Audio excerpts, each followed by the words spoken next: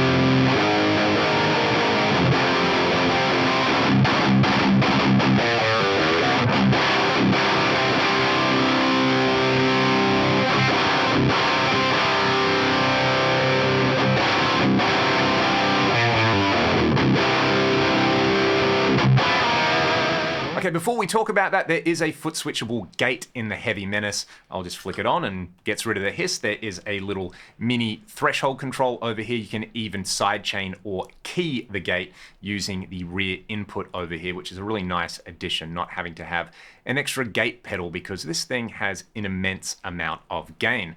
Alrighty, this weight control, as you can hear, was super important to the character of the distortion there. I really like playing around with the weight control and this low control to kind of imitate different styles of distortion. If you think of something like a Mesa Boogie Mark Series amp in there. The tone stack is pre-gain, so you could turn the bass down, so we could turn the weight control down, but then boost it after the gain stages with a graphic EQ. So we use this control in there. So what I'll let you do, or what I'll let you hear, and I'm going to do it, is I'm going to turn this bass control down with the weight control all the way up, and we'll hear the difference between weight up and bass down, and bass up and weight down.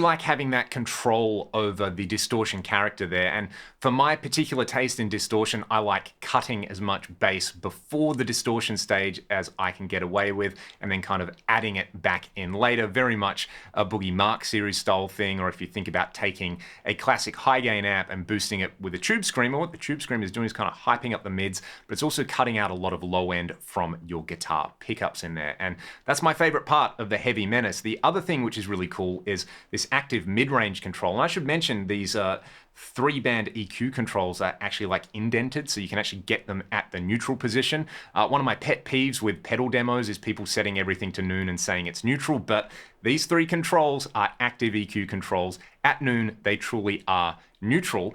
With the mid-frequency control and this mid control in here, you can kind of simulate different types of amplifier mid-range controls. For example, if I've got this mid-frequency around like 500 or 600 hertz and I boost it, this is going to sound a little more Marshall-y. Have a listen to this.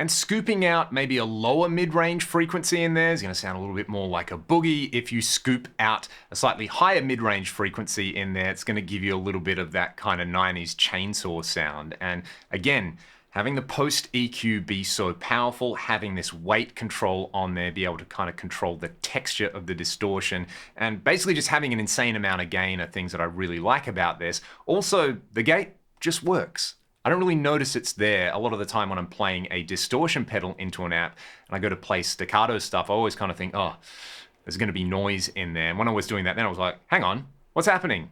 Oh, the gate's on there. So this sounds pretty phenomenal. Because of course it does. Empress make great stuff, and everything else in the signal chain is really high quality as well. For something a little bit different, what I want to do is run this through one of the cheapest amps on the market at the moment. I'm going to let you hear this little Kustom Combo. I have a separate video coming with it, but let's just have a listen to what the Heavy Menace does in front of something, you know, that isn't worth thousands and thousands of dollars, maybe something a little bit more accessible. Okay, let's hear the clean sound that I'm getting from the KG112 effects. It's got a 20-watt built-in speaker, but it's pretty loud. I've mic'd it with a Sennheiser E609 straight into my UA interface. What I'm gonna do is use the weight control and the bass control on here to fine tune that low end response. And then I'll play it with the mid-range frequency and the amount of mids in there, just to kind of give you an idea of the sort of different sounds you can get out of this.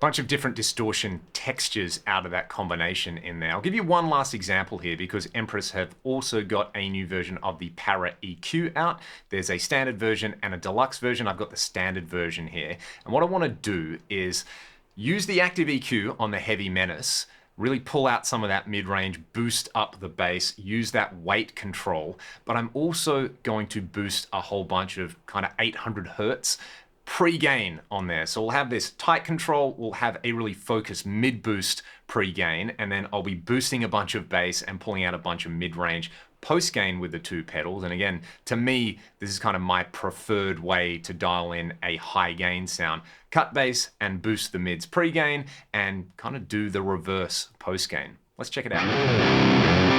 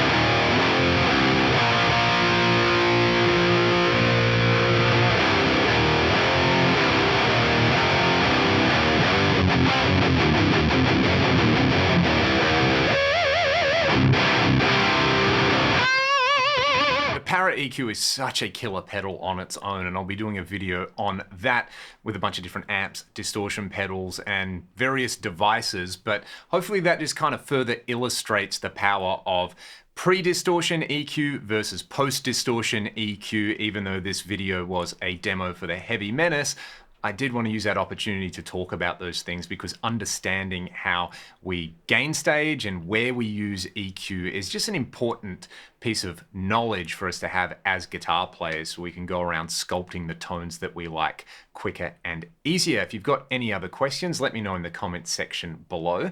But for now, I'd love to know your thoughts on the Heavy Menace and in general the kind of glut of awesome distortion pedals that we've got now in 2023. There was nothing like this when I started playing guitar. You know, you had a choice between like maybe 3 or 4 different distortion boxes, and they didn't give you that control over pre-EQ, post-EQ that the Heavy Menace does. It's really a lovely time to be playing these kind of things. So let me know your thoughts in the comments section below. If you want to support my channel, check the video description. Otherwise, have a great day, and I'll see you all next time. Cheers.